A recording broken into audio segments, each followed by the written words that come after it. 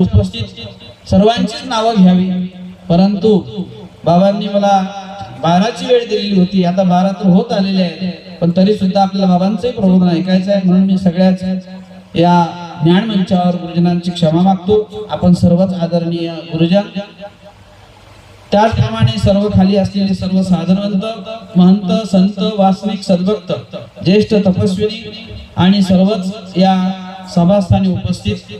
या कार्यक्रमाला जवळजवळ बऱ्याच दिवसापासून मनात हेतू होता की मंदिर पूर्ण झालं म्हणजे आपण हा एक उद्घाटन सोहळा संपन्न करावा, आणि त्या अनुषंगाने आज हा योग, ज्यामध्ये संपूर्ण मानव संप्रदायातील हे मंदिर मी बांधण्यासाठी मनात संकल्प केला.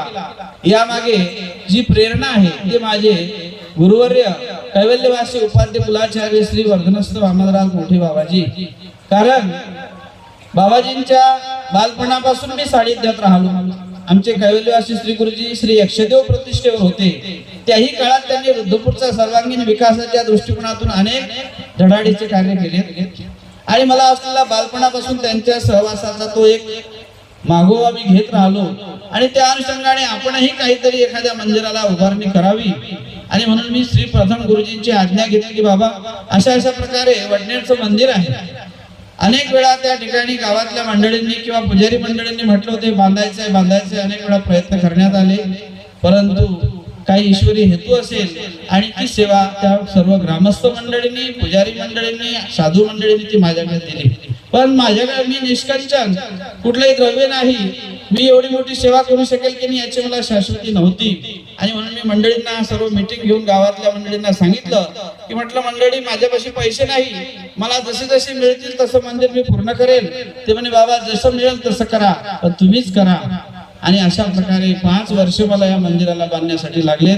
कुठल्याही प्रकारे ग्रामस्थांनी किंवा पुजारी मंडळींनी मला कधी म्हटलं नाही का हो इतके दिवस कसे लावता. हे त्यांचं एक असलेलं माझ्यावरती प्रेम आहे. संपूर्ण गावातील असलेली मंडळी ही संपूर्ण माझी धर्माची आहे.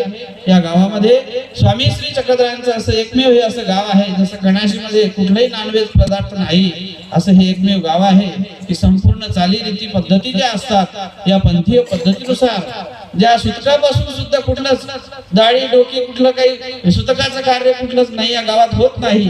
आमच्या समोर म्हटलं की येतं पैसे काही नाही, अशा प्रकारचा प्रत्यय कधी कधी मला या गावातल्या काही गोष्टींवरून येत असतो. आणि अशा प्रकारे हे वडनेर असं गाव स्वामींच्या असलेलं आवडीचं गाव आहे.